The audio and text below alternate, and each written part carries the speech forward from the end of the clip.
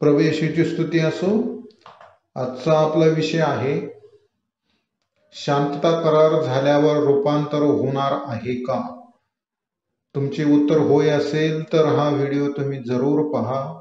विषय फार चांगला आहे।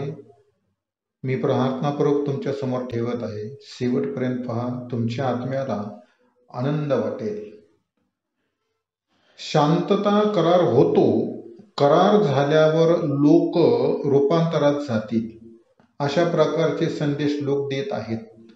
पण करार झाल्यावर 3.5 वर्षांनी लोक वर जातील असे मला वाटते। कसे ते पाहू बघा।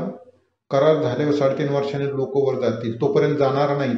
बघा कसे जाणार नाहीत ते समजून घेऊ। बघा, दानिएलाला सांगितले होते, दानिएलाला सांगितले तुझे लोक म्हणजे येहुदी व तुझे पवित्र नगर यरूशलेम या संवादाने 70 सप्तके ठरली आहेत। दानिएल 9:24 मध्ये बघा, एक सप्तक म्हणजे 7 वर्ष आणि 70 सप्तकाचे वर्ष किती होतात तर 70 गुणिले 7 केलं तर 490 वर्ष होतात। बघा, 7 व 62 असे 2 भाग केलेले आहेत। त्यानंतर अभिषिक्तचा वध होईल।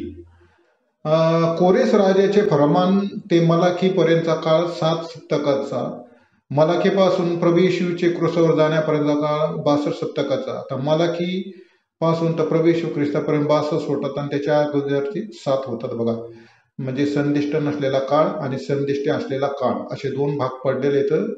तर 69 सप्तके ख्रिस्त वधल्यावर होणार आहेत। बघा, दानिएलाच्या लोकांनी येहुदी म्हणजे कोणते इथं येहुदी प्रभूला म्हणाले, तू आमचा राजा नाहीस, कैसरा वाचून कोणी आम्हाला राजा नाही। योहान 19:15 मध्ये म्हटलेले बघा, प्रभू येशू पर्यंत किती सप्तक झाली होती तर 7 + 62 बरोबर 69। प्रभू येशू ख्रिस्तापर्यंत 69 सप्तके झाली होती। एक सप्तक शिल्लक राहिले आहे, ते कराराने सुरू होणार आहे। 2 वर्षांनी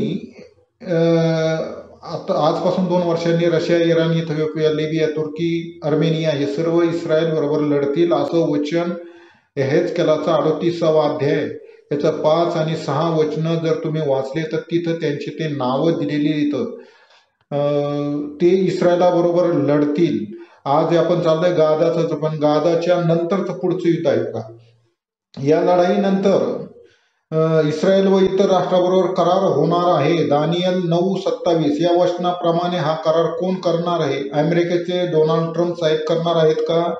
मला तसे वाटत नाही। त्याऐवजी पोप लिओ 14 हे करतील, कारण त्यांना बायबलने पुरस्कृत केलेले आहे।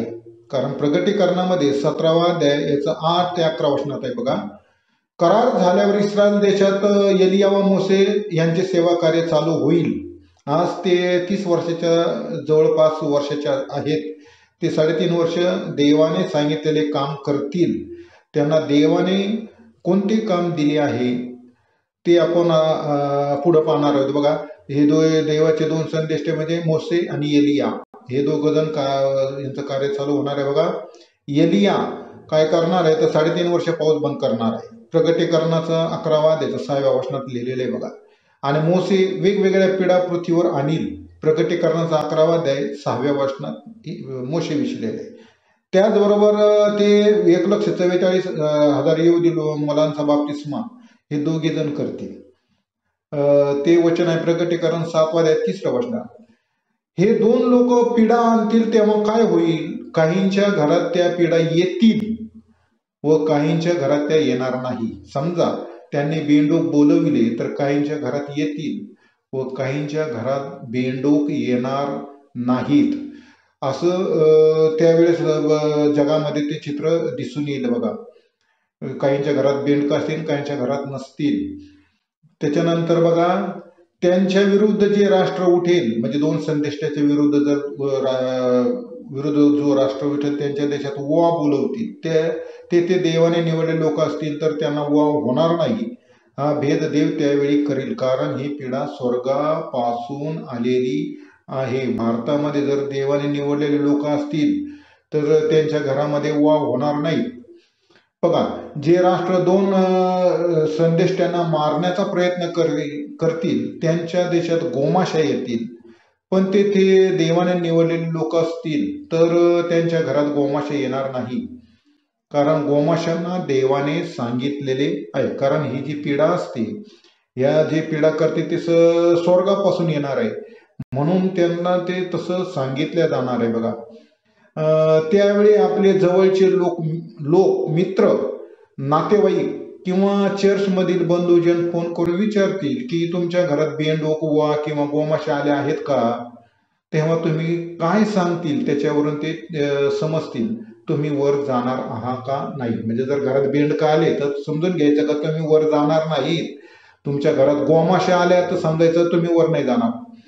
या घटनेवरून तुम्हाला समजून येईल तुमचे रूपांतर होणार आहे किंवा होणार नाही. पहा, एलिया स्वर्गात जाणार होता त्याच्या आधी बेथेल व यरीहोतील शिष्यांना माहिती होते.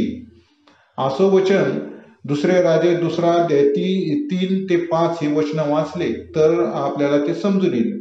आणि तशाच प्रकारे हा प्रकार होणार आहे. बघा, ते 2 संदेश ते ज्या पिढा आणतील त्या पिढा रूपांतरात जाणारे स्वतःच्या डोळ्यांनी पाहतील. 3.5 वर्षात त्यांना समजेल आपण रूपांतरात जाणार आहो किंवा नाही. हे जे डोळ्याने पाहतील आणि मग त्याच्यावरून त्यांना समजेल का आपलं रूपांतर होणार आहे का नाही. जर बेंडका आले तर होणार नाही, वा झाले तर होणार नाही, गोमाशा आल्या घरात तर होणार नाही. जे लोक रूपांतरात जाणार आहेत त्यांना हे समजले पाहिजे की जगात शांती आहे.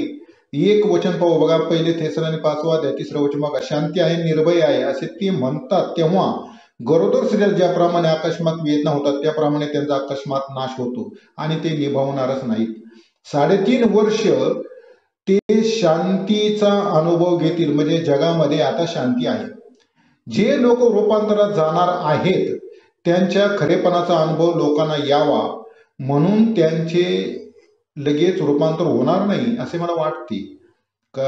करार झाल्यावर 3.5 वर्ष ते वर जाणार नाहीत तर ते पीडा पाहतील आणि त्या पिढांचा अनुभव घेतील. त्यांच्या घरात पीडा येणार नाही. कोणाच्या रूपांतर होणाऱ्यांच्या घरात पीडा येणार